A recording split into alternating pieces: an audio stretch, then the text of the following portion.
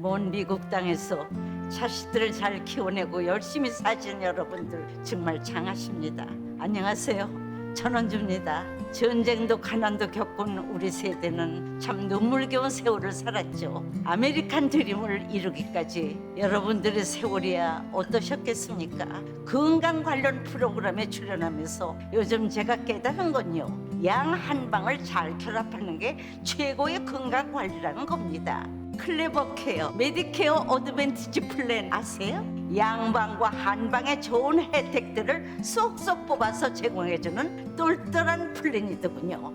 우리 한인의 건강 문화도 이해하고 실력 있는 한국 의사와 전문의를 척척 연결해 준다니 얼마나 똘똘합니까? 이제 우리도 똘똘한 클레버 케어 플랜으로 150까지만 사십시다.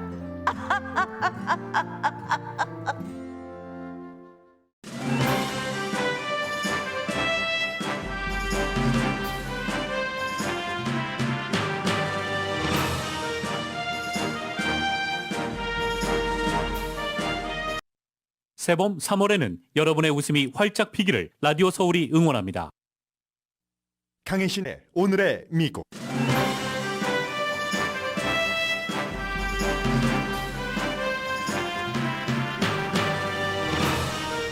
(50세) 이상 미국인은 오늘부터 공식적으로 2차 부스터샷 접종을 받을 수 있습니다. 그러나 서두를 일은 아닙니다. 나이와 백신 종류 등에 따라 가이드라인에 차이가 있습니다.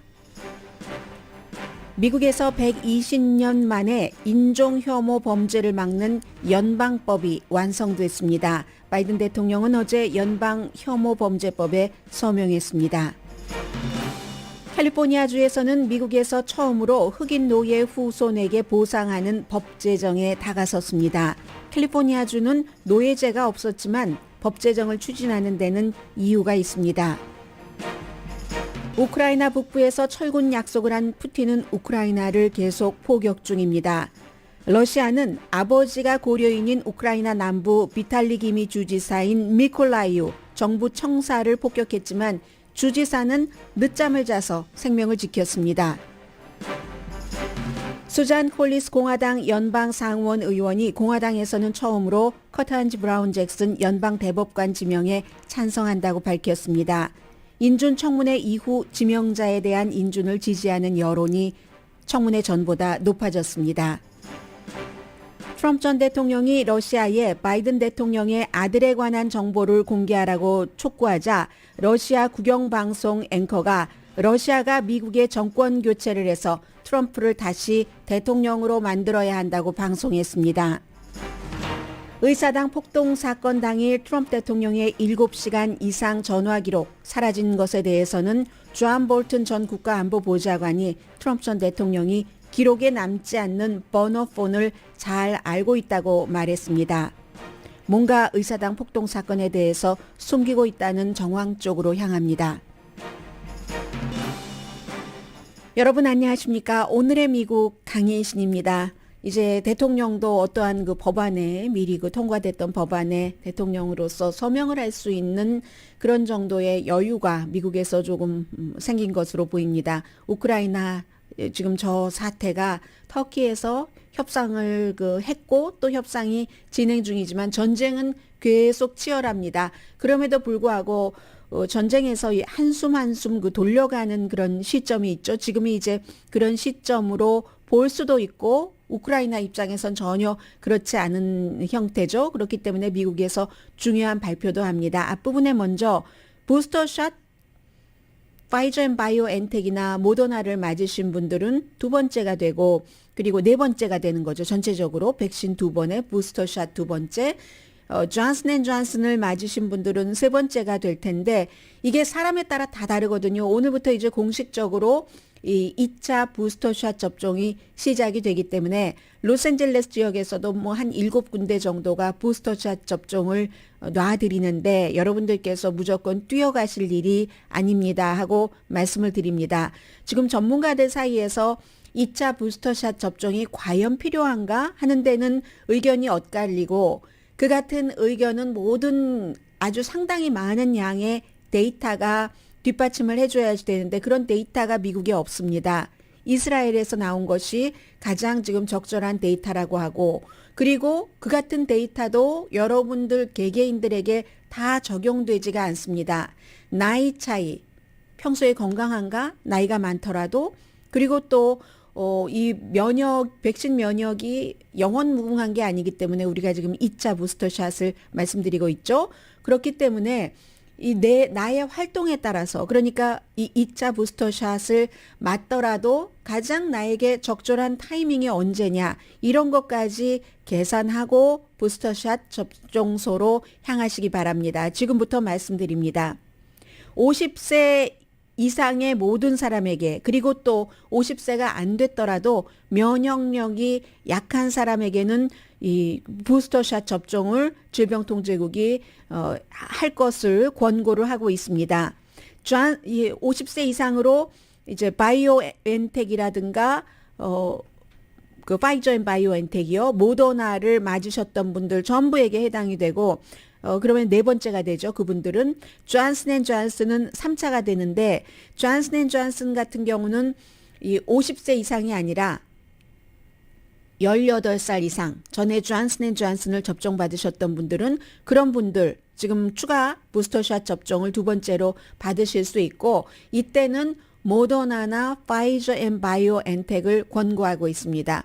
얼마 전에 존슨 앤 존슨도 모더나나 파이저 앤 바이오엔텍과 효력이 같은데 라는 게 나왔는데, 질병통제국에서 지금 발표한 것은 가능하면 파이저 앤 바이오엔텍과 모더나로 존슨 앤 존슨 맞으신 분들도 부스터샷을 이렇게 바꾸시라라고 말씀을 드립니다. 그리고 나이와 상관없이 면역력이 이제 좀 약한 그런 사람이죠. 12살이라도 마지막 접종 이후에 4개월이 지났으면 그 파이저 지금 다시 맞으라고 하고, 모더나는 18살 이상, 파이저는 12살, 모더나는 18살 이상 맞으라는 겁니다. 과학적으로 완전하지 않다는 거죠. 두 번째, 부스터샷 접종을 하는 것이 전문가들도 의견 일치를 보지 못하고 있습니다. 그렇지만 가장 그럼 이 2차 부스터샷에서 효력을 많이 볼 그룹이 어떤 그룹인가? 첫 번째는 65세 이상. 65세 이상은 중요하다고 하고요. 그러나 60세 미만, 그러니까 50세를 대상으로 한 데이터도 아직 없고요. 60세 미만이 부스터샷 접종이 과연 이게 효력이 있는가, 또 지금처럼 미국 사람 10명 가운데 4명이 어떤 시점에는 이 오미크론이라든가 아니면 그 전에 델타라든가 일반 그 코비드-19 바이러스에 감염이 됐다고 할 때 그런 분들에게도 필요한가 하는 것에 대해서는 해답은 없습니다.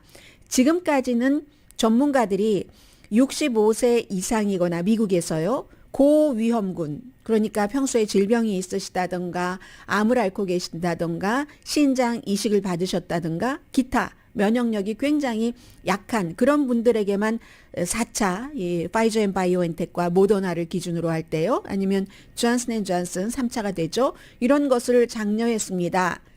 65세 이상이거나 고위험군에. 그런데 이것이 영국에서는 65세도 아닙니다. 75세. 스웨덴은 2차 부스터샷은 80세 이상인 분들께 권고를 하고 있습니다. 해서 이제 물론 이스라엘에서 나온 지금 가장 많은 세계에서 지금 중점적으로 보고 있는 데이터가 이건데, 4차 접종을 받은 60세 이상이, 그러니까 두 번째 부스터샷 접종을 받으신 분들이 3차 첫 번째 부스터샷 접종까지 받으신 분들에 비해서는 이 코비드-19에 걸려서 사망할 확률이 78% 낮다. 레스 78%라는 거예요. 그런데 이게 과학적으로 이스라엘에서 연구가 되기는 됐지만 과학 저널, 세계적인 무슨 과학 저널에서 인정을 해서 발표된 것은 아직 아니라는 것 말씀드리고요. 그리고 또 하나는 4차 접종을 받으신 분들은 대체로 평소에 건강에 관심이 많고 본인이 조심을 하시기 때문에 그래서 더 빨리 맞으셨을 수도 있다. 그러니까 건강한 사람이 맞았기 때문에 그게 그만큼 3차 접종한 사람들과 비교를 했을 때 감염됐을 때 사망에 이르는 비율이 78%나 줄일 수 있었다는 것으로도 해석을 하는 전문가들이 있는 겁니다. 그래서 이제 가장 큰 혜택은 다시 말씀드리지만 65세 이상이거나 65세 이상이 아니시더라도 평소에 면역력이 약하신 분들, 그런 분들입니다. 그리고 그럼 이번에 네 번째 부스터샷 접종을 받았어요. 우리 가족 중에 대가족이라서 할머니도 계시고 손녀도 계시죠. 계시고 하고 아니면 손녀가 가끔 놀러 올 수도 있고 그런 집의 경우에 저희 집인데요. 이 부스터샷 접종을 근데 손녀가 50세 되는 사람이 별로 많지 않기 때문에 면역력이 약한 경우는 해당되겠지만 어쨌든 내가 부스터샷 접종을 받았다 하면은 다른 사람에게 감염시키는 것도 줄일 수 있는가? 어머니와 자녀 사이에는 해당이 되겠네요. 어머니 아버지가 70대, 80대, 뭐 자녀 80대, 자녀분이 뭐 60대 초 이런 경우에는 해당이 되죠. 이건 아직 모른답니다. 물론 단기간으로 조금이라도 도움이 될 것으로 추정은 하고 있지만 의료진들이 모르고 만약에 65세 이상도 아니고 특별하게 내가 건강에 이상도 없다. 그렇지만 뭔가 맞아두는 게 나을 것 같다라고 생각하시는 분들, 백신의 효능을 믿고 계시는 분들, 그런 분들은 지금 맞는 것이 좋을까? 아니면 올여름에는 뭐 딸을 보려고 저쪽 동부로 간다든가 그때 여행을 할 때 맞는 게 좋은가? 아니면 현재 뭐 그 오미크론 BA2가 퍼지고는 있다고는 하지만 어느 날 이게 막 퍼질 때 그때를 기준으로 해서 내가 맞아야지 되는가? 고민을 많이 하실 수 있죠. 추가 접종은 원래 지난번에 접종하고 나서 몇 개월이 지나면 이게 조금 효력이 약해지잖아요. 그렇기 때문에 지금 만약에 맞으시면 3월입니다. 8월 뭐 이때는 많이 보호는 못한다는 겁니다. 보통 이 부스터샷이건 백신이건 맞고 나면 일주일 정도부터 이제 활동을 하기 시작해서 2개월, 3개월 이때 막 정점이 되고 백신이 가장 힘이 강한 때요. 그 힘이 점점 이제 떨어지잖아요. 힘이 빠지기 때문에 지금 백신 접종을 맞으시면 7월 달은 뭐 때쪽에 있지도 모르겠습니다만은 8월 달, 9월 달에 어디 여행 계획을 하고 계시는 분들께는 크게 보호되지는 못할 수도 있다 하는 것. 그렇기 때문에 여행 직전이 일주일 전이 일주일이나 뭐 열흘 전쯤이 효율적일 수 있죠. 그리고 또 다른 코비드 19의 유행 시점에 대해서는 지금으로서는 알 수가 없습니다. 그러니까 조금 세이브해둬도 나는 건강한 것 같아라는 이런 것을 여러분들께서 잘 판단을 하셔야지 되고요. 2차 부스터샷의 단점. 백신은 압도적으로 안전하다 하는 것이 전문가들의 공통적인 의견이지만 그래도 단점은 있습니다.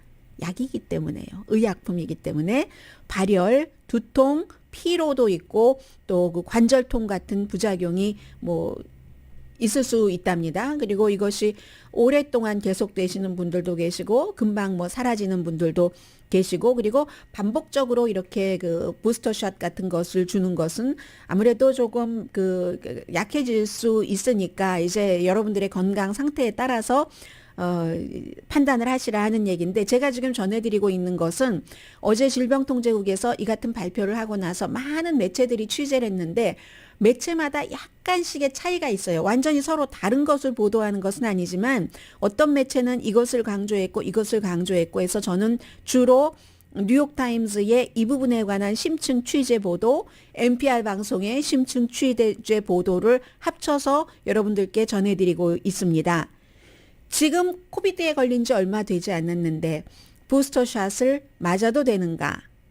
당분간은 아닐 것이다 하고 전문가들이 답변을 하고 있습니다. 감염 자체가 부스터샷이 되니까는요. 그만큼 면역력이 늘어나기 때문에 뭐 지난주, 지지난주뿐만이 아니라 지난 3개월 사이에 감염이 되셨던 분들은 아직까지는 그 두 번째 부스터샷을 맞지 않으셨더라도 맞은 것처럼 보호가 되고 계십니다. 여러분들께서. 그렇기 때문에 감염이든 아니면 백신이든 그 면역력이 일정 기간 동안 생겨서 상한선에 도달하고 그 다음부터 면역력이 떨어지잖아요. 그래서 한 3개월 전에 이 바이러스에 걸린 것이 확정적으로 확인이 되신 분들은 지금보다는 부스터샷을 맞으시더라도 조금 뒤에 맞으셔도 그런 시간을 조금 세이브를 할 수가 있잖아요. 그렇게 권고를 하고 있습니다. 지금 미국은 오미크론 BA2가 굉장히 그 지배적이고요. 다시 한번 말씀드리지만 한 80세 이상 되셨다, 65세 이상 되셨다, 아니면 60세 이상이라도 50세 이상이라도 여러분들께서 질병을 갖고 계시다. 이런 분들은 뛰어가셔도 좋고 이 부스터샷 접종을 맞으시는 곳에, 아니면 나머지 분들은 걸어가세요. 80세 넘으신 분들은 힘드시지만 뛰어가세요. 자, 이런 게 지금 전문가들이 여러분들께 전해드리고 있는 내용입니다.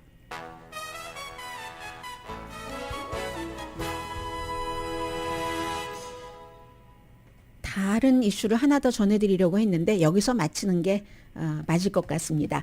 오늘의 미국은 전문가가 추천하는 이민법, 가정법 전문 제인정 종합법률사무소, 코지다운 갤럭시 이불은 잠이 솔솔 오게 하는 기능성 거위털 이불 전문회사 코지다운, 친절하고 자세한 상담으로 절개를 최소화하는 복강경 수술 전문 장지아 외과, 매일 아침 재래식으로 직접 만드는 검정콩 생순두부 수라원 순두부, 덜마지 울세라 MRT 특별 패키지로 여러분의 아름다움을 찾아드리는 미러클 레이저 클리닉, 차원이 다른 샴푸용 흰머리 염색약 수화연을 핫세일 중인 한국 홈쇼핑 공동후원입니다.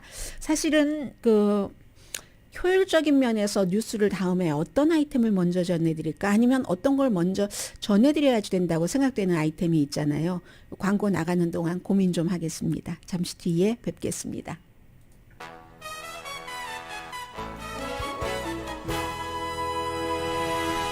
라디오 서울 방송 오늘의 미국 듣고 계십니다.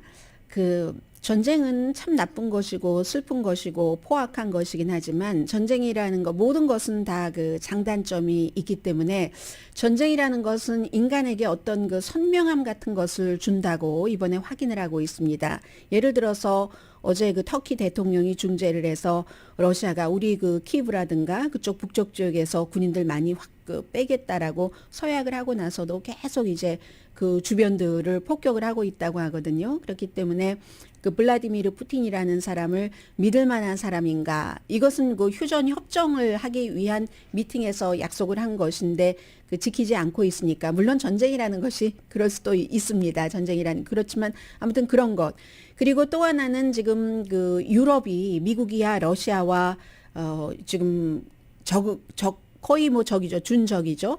중국이 넘버1 경쟁 내지는 적국이라고 하면 러시아가 넘버2라고 할 수 있는데, 그러니까 그렇고, 유럽은 지난 몇십 년 동안 세계화 이후에 러시아와 굉장히 잘 지내오다가, 그러니까 프랑스 대통령이 그렇게 친한 것이고, 독일의 3인당이 사회민주당이 러시아와 그렇게 가까운 것이고, 왜냐하면 경제적으로 미국과 중국이 하는 것처럼 서로 이득되는 것을 수출하고 수입하면서 세계화를 하고 돈을 많이 벌고, 이런 형태로 해서 공산주의, 사회주의라 할지라도 무역은 무역으로만 하면 되지, 경제는 돈으로만 따지면 되지, 경제에 무슨 외교와 인권과 정치가 개입할 필요가 뭐가 있어, 이렇게 믿어왔던 것을 완전히 이번에 깨는 거죠.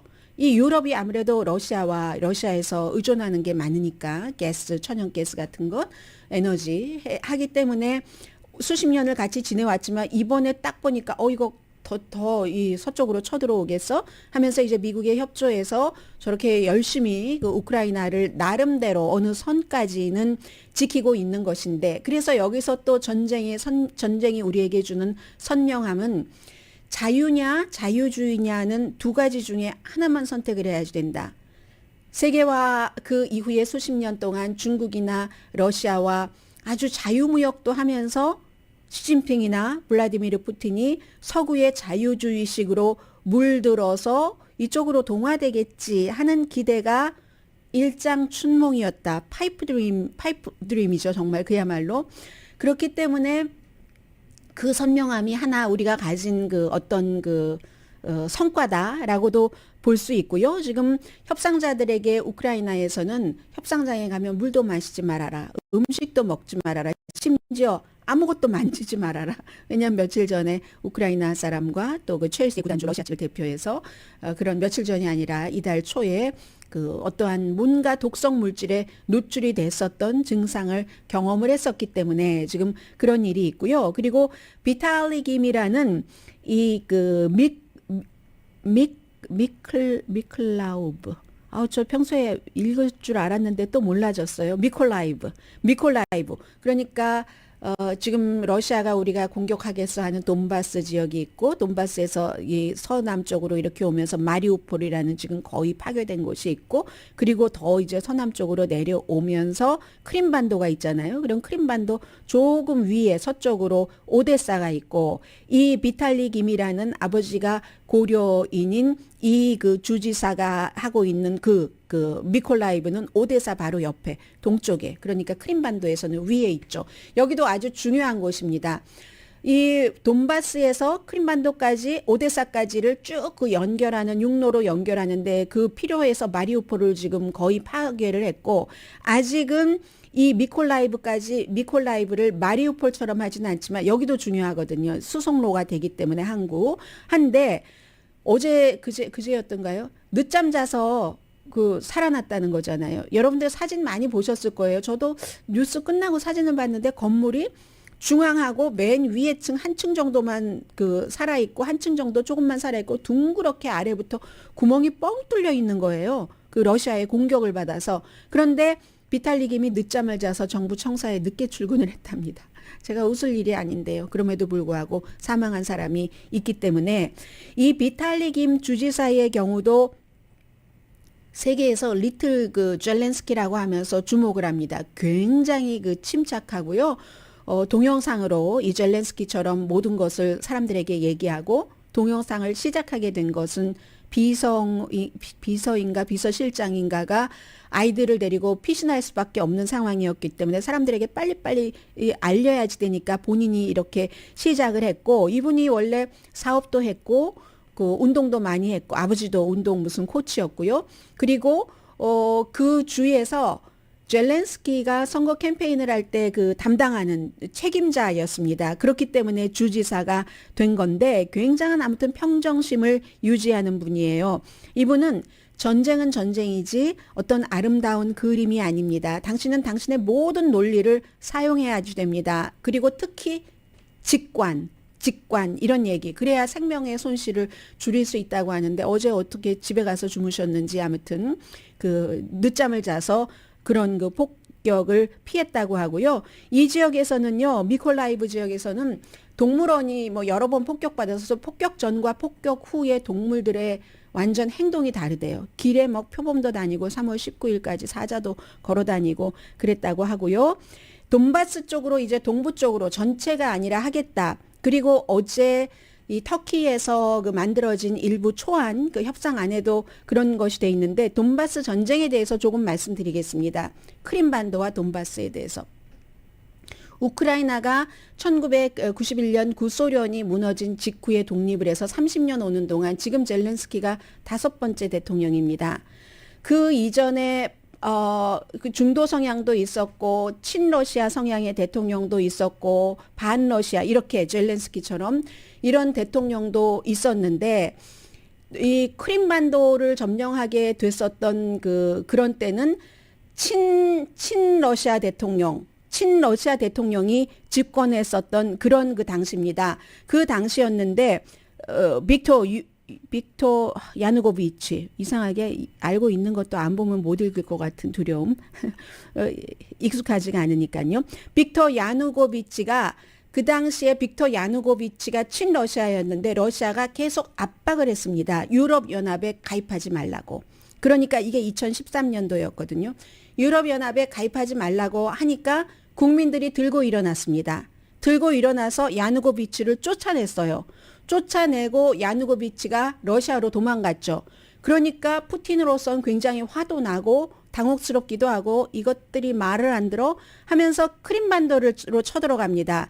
근데 그 당시에 크림반도라는 것이 우크라이나가 이 민주주의의 민주주의의 기간이 짧았기 때문에 어느 날 갑자기 막 동네 그 갱들이랑 같이 몰려다니는 그런 그 정치인이었지만 딱 그 한 명밖에 없는 그 당에서 그런 정치인이 갱단을 막 총으로 무장시켜서 의사당에 들어가서 지가래요. 평소 말버릇 나오네요. 자기가 그것을 점령하고 그쪽에 무슨 시장도 그러고 그리고 나서 러시아와 딱 손을 잡습니다. 워낙에 크림반도 지역에 러시아 사람들이 많아요. 이 우크라이나에서 아마 제일 많을 거예요. 한 70% 정도는 됩니다. 그러니까 러시아랑 딱 힘을 잡고 러시아가 막 쳐들어오고 이렇게 해서 크림반도를 합병을 해버립니다. 그리고 나서 돈바스 지역이 그 직후인데 돈바스 지역은 어떻게 됐냐면 이 친러시아 대통령이 있었을 때 막 그 반대를 하는 겁니다. 아니 막 그 하려는 그런 정책에 그리고 이제 그 뒤에도 이 그 야누고비치가 쫓겨나고 나서도 다른 대통령이 들어왔는데 또 이 대통령은 또 너무 민족주의 젤렌스키 직전이요. 민족주의를 강조를 하고 부분적으로 막 러시아 말에 대해서 조금 억압도 하고 뭐 이러니까 돈바스 지역에서 약간 그런 것에 돈바스는 러시아와 딱 국경을 접하고 있으니까 또 여기도 러시아인이 많아요. 친러시아고 하니까 러시아가 틈을 탄 거죠.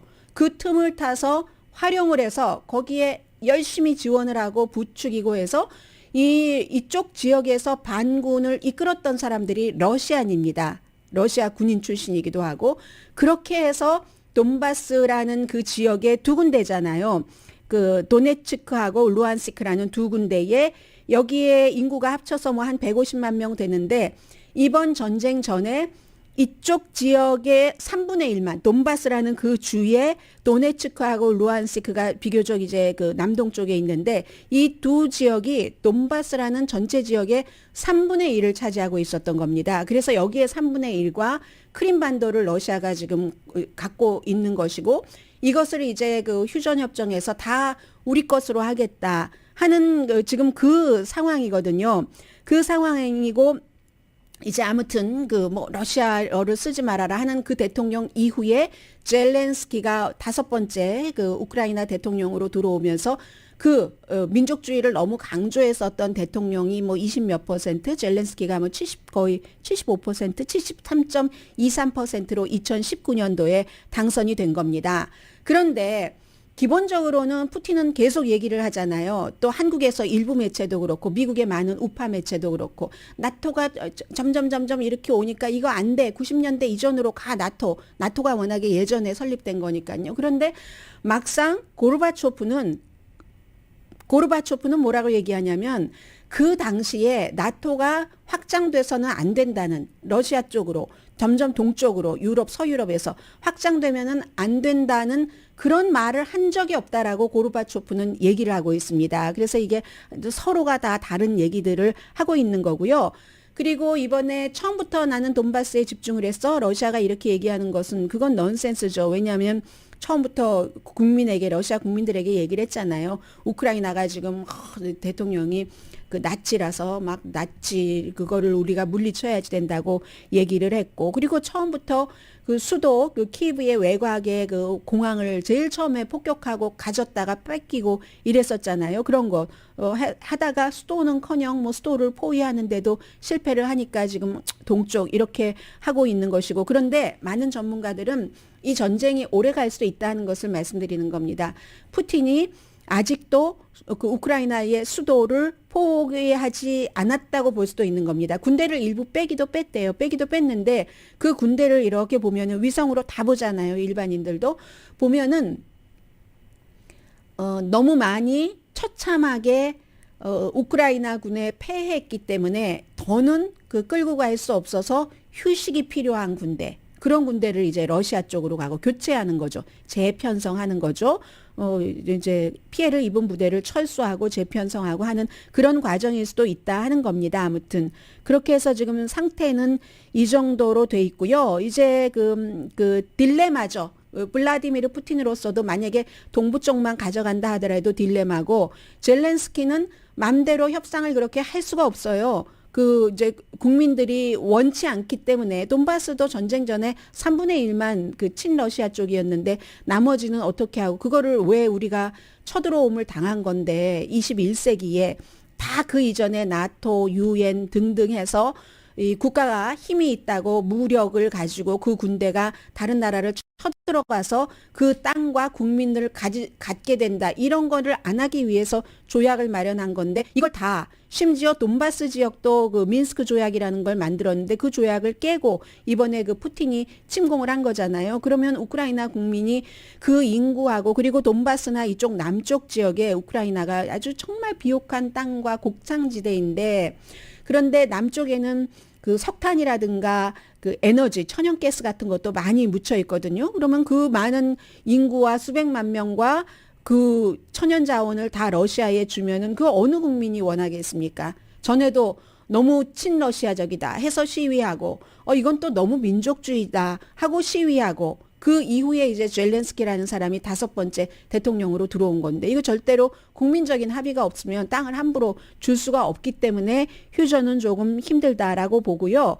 그리고 러시아의 입장에서는 예를 들어서 돈바스 그쪽 지역을 갖는다 만약에 하면은 그러면 마리우폴 같은 것도 갖는다 하면은 서방 세계에서는 계속 러시아를 경제적으로 제재를 할 거잖아요. 그렇게 제재를 하면은 러시아의 경제가 무너지죠. 러시아의 경제를 가질 것인가, 저런 것을 그 강하게 밀고 나가야지 될 것인가. 푸틴은 푸틴대로 딜레마가 있는 거고, 젤렌스키는 젤렌스키대로 대통령이니까 하루에 그 숨져가는 국민이 있는데 그 마음이 어떻겠습니까? 그러니까 이제 이게 딜레마가 있고, 만약에 서방 세계에서 그 압력을 넣을 수 있죠. 지금 서방 세계가 주는 방어 무기로 미국도 한 5억 달러 더 줄 수도 있다고 하는데 그런 것으로 지금 버티고 있고 심지어 공격까지 하고 있다고 하는데 그런데 만약에 서방 세계가 이쯤에서 그냥 그렇게 그냥 참아라, 휴전해라 하면은 그걸 남쪽을 줘야지 되는 겁니다. 그렇게 될 경우는 서방 세계도 그렇게 하기가 쉽지가 않아요. 왜냐하면은 우리가 세계적인 조약을 만들어 놨다. 그 조약에 따라서 무기를 가지고 남의 나라를 쳐들어갈 수 없다 하는 게 일종의 그 신사협정으로 지난 70년 동안 지켜왔었던 것이고 그 같은 협정을 이번에 블라디미르 푸틴이 깬 것인데 또 봐줘요. 이번에 또 봐주면 지난번에 크림반도 때를 그렇게 막 해서 뭐 앞잡이를 세우고 해서 물론 그 러시아 내부, 우크라이나 내부에 문제가 있죠. 그 내부에 그렇게 문제 있는 사람들이 러시아와 손을 잡고 했으니까 그 문제는 있지만 그랬을 때 딱 러시아를 일침을 줬으면 이렇게 안 했을 것 아닙니까? 그런데 우리나라 일 아니라고 그냥 대강 눈 감고 간 거죠. 그러니까 이렇게 됐는데 이번에도 푸틴이 원하는 대로 돈바스 다 주고 크림반도 다 주고 하면 푸틴은 나중에 지금 절대 권력을 갖고 있는데 어떻게 되겠습니까? 다른 나라들 또 여기서 끝이 아니라는 거죠. 크림반도가 끝이 아니었던 것처럼 돈바스까지 플러스돼서 여기도 또 끝이 아니라는. 그래서 서방 세계도 젤렌스키 우크라이나 대통령도 러시아의 푸틴도 다 딜레마인 겁니다. 푸틴도 경제가 이제 점점 나빠져서 처음에는 부자부터 본인부터 압박을 받지만 나중에는 일반인까지 다 압박받으면 그리고 러시아 군인들 야 누구 숨졌대 누구네 집 아들 숨졌대 이런 거 계속 들려오면은 지지율 내려가고 이거 아주 굉장히 힘든 그런 상황이라고 말씀드리고요. 잠시 뒤에 미국 뉴스 전해드립니다.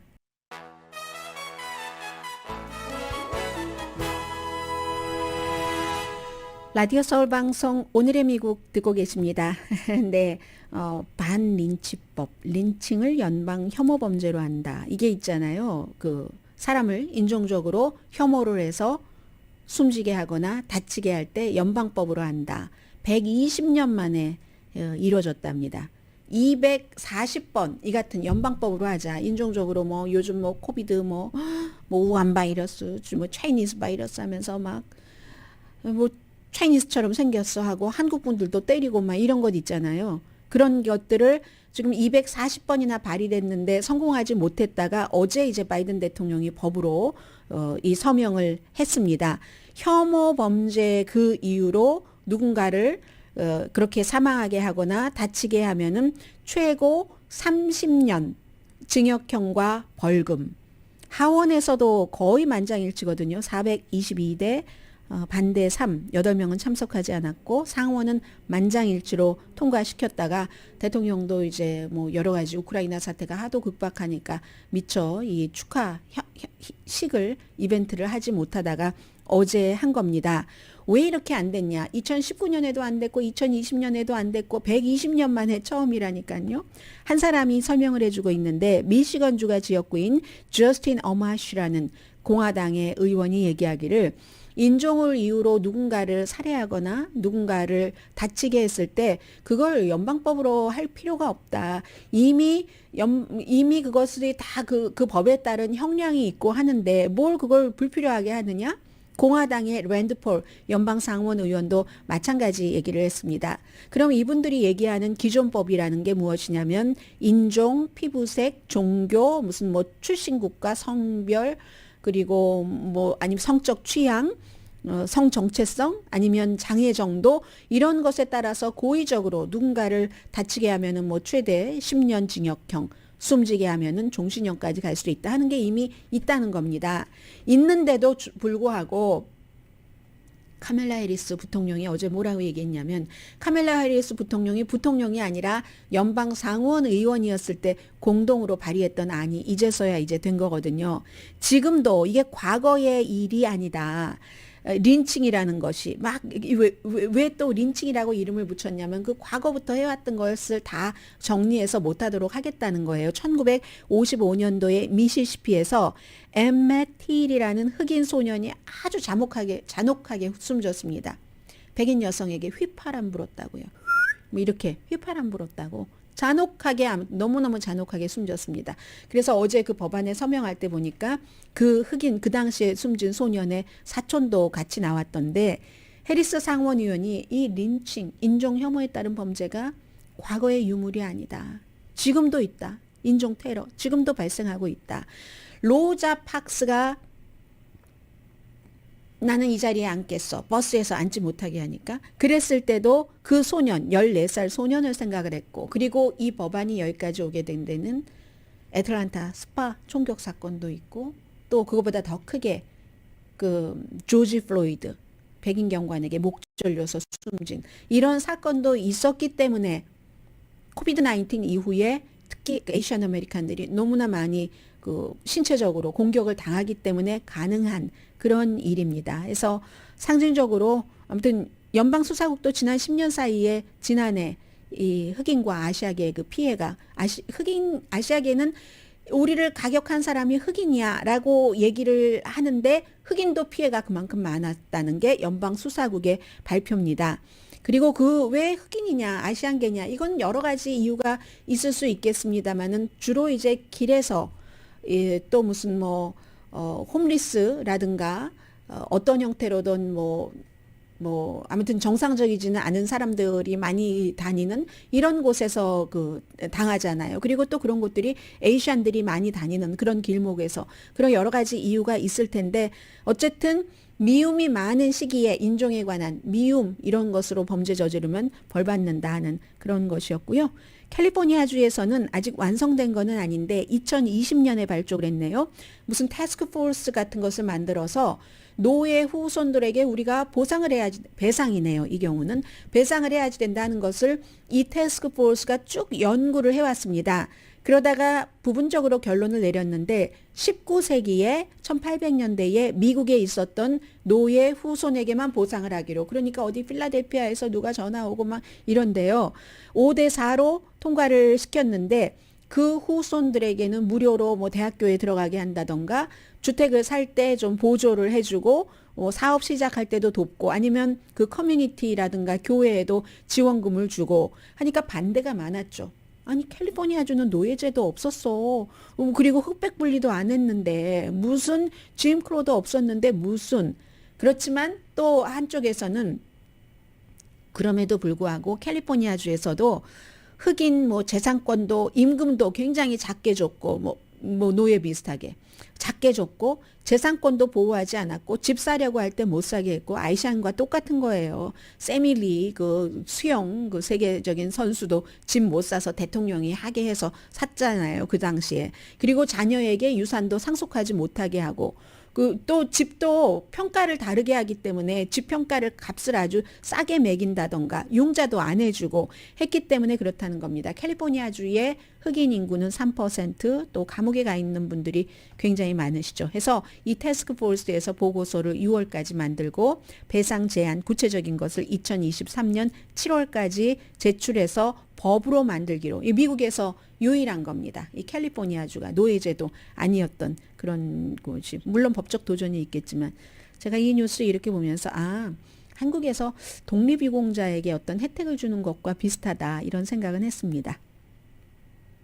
수잔 콜린스라는 메인주가 지역구인 공화당 그 의원 이름은 여러분들께 많이 전해드리고 있고 익숙하시죠? 여성 좀 중간 형태의 공화당에서 극단적인 공화당이 아니라, 이분이 어제 이제 그 커탄지 브라운 잭슨 연방 대법관 지명자를 직접 사무실에서 만나고 나서 발표를 했습니다. 나는 커탄지 브라운 잭슨 지명에 찬성표를 던질 것이다. 그렇게 되면 51표가 확보가 됐으니까 당연히 되고, 부통령이 캐스팅 보팅 안 해도 되고, 조 맨신 지금 가장 여러 가지를 바이든 대통령이 하는 것을 틀고 있는 조 맨신도 찬성한다고 했으니까, 그러므로 약간 초당적이네 이런 말 정도는 할 수 있게 됐습니다.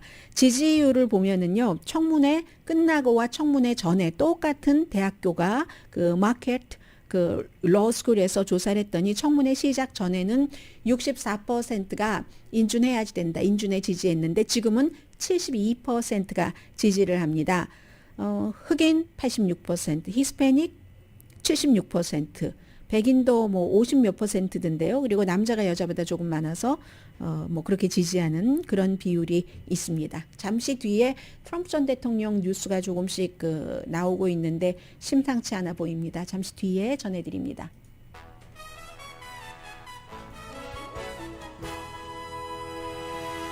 라디오 서울 방송 오늘의 미국 듣고 계십니다. 어제 잠시 말씀드렸었던 1월 6일 의사당 사건 당시에 7시간 37분 한참 폭도들이 활동을 하고 있었던 그 시기에 백악관 전화 기록이 싹 없어졌다 했을 때, 워싱턴 포스트와 CBS의 기자가 밥 우드워드 워터게이트 사건 발표를 했었던 그 기자와 CBS의 기자가 같이 이것을 의회에 제출된 기록을 보고 찾아낸 겁니다. 찾아냈는데 그리고 나서 트럼프 전 대통령은 그러면 이거 무슨 버너폰 기록이 신상 기록 적지 않고 해서 전혀 기록이 남지 않는 그걸 쓴 것이 아닌가라고 추정이 되는데, 트럼프 전 대통령 그런 게 뭐지? 그런 게 있어? 나 몰라? 이렇게 얘기를 했는데, 존 볼튼 국가안보보좌관이 턱 나와서 나는 전에 여러 번 트럼프 전 대통령과 버너폰에 대해서 얘기를 했었다. 트럼프 전 대통령은 버너폰을 잘 알고 있어. 이렇게 얘기를 한 겁니다. 뭔가를 트럼프 전 대통령이 그 당시에 감췄을 수 있었다는 거죠. 6시 45분 이후에야 이제 전화가 다시 백악관 전화가 개통됐다는 거거든요. 그런데 그 전에 분명히 누구와 통화를 하기도 했는데 백악관에는 기록이 없습니다. 그래서 어떤 사람은 닉슨과 전 비서실장관의 그때 18분 얼마였었잖아요. 그 호텔에 누군가가 들어가고 나서 사흘 뒤에 백악관의 기록이 없어진 그 시간이 18분 몇 초가 굉장히 중요했었는데, 이번에는 이거 보니까 그건 아무것도 아니네. 6시간 37분이니까 1973년 11월 17일, 지금은 이제 2022년인데 그때도 번호폰 뭔데 몰라 이런 식으로 닉슨이 얘기를 했었으니까는요. 참 역사는 되풀이되고 트럼프 전 대통령과 리처드 닉슨은 비슷하게 비교되는 게 있기도 합니다. 그리고 또 트럼프 전 대통령이 러시아를 향해서 바이든 헌터에 대해서 러시아가 조 바이든 대통령의 아들이요, 알고 있으면 다 내놔줘. 우크라이나 하려고 했는데 젤렌스키 대통령과 잘 안 돼서 못했잖아요. 그래서 이번엔 러시아에게 얘기를 합니다. 그랬더니 러시아 국영방송에 적어도 한 명의 앵커가 봐라. 우리 러시아인이 어떻게 해서 미국이 말하자면 조 바이든을 아들로 인해서 어떤 형태로든 엮어서 탄핵시키고 트럼프 전 대통령을 다시 대통령으로 올려야지 된다는 거예요. 그렇고 이게 이제 예전 전에 잠깐 나왔던 얘기 가운데 하나가 무슨 헌터 바이든이 러시아 어떤 부자 사업가 여자인데 그 여성이 어떤 시장과 결혼을 해서 350만 달러를 뭐 받았다 뭐 이런 게 있어요. 그런데 회사 이름이 비슷하다고 이 헌터 바이든이 공동으로 설립한 회사 헌터 바이든 자체는 아니라고 그 부정을 했었고 공화당이 이 내용을 밝혔는데 폴리티코도 그게 확정적이지는 않다고 했고 실제로는 트럼프 전 대통령이 그 시와 시장과 사업을 하려고 노력을 하기는 했었다는 기록은 있고요. 오늘의 미국은 전문가가 추천하는 이민법 가정법 전문 제인정 종합법률사무소 코지다운 거위털 이불 전문회사 코지다운 복강경 수술 전문 장지아 외과 검정콩 생순두부 수라원 순두부 덜마지 울세라 MRT로 아름다움 찾아드리는 미러클 레이저 클리닉 수화연을 핫세일 중인 염색약입니다. 흰머리 염색약 한국 홈쇼핑 공동 후원이었습니다. 10시에 좋은 아침 좋은 하루 방송됩니다. 한 명의 미국인 우주인과 2명의 러시아인 우주인이 오늘 국제우주정거장에서 이런 소용돌이 속에서도 함께 지내다가 땅으로 지구로 내려왔습니다. 카자흐스탄이었습니다. 강혜신이었습니다.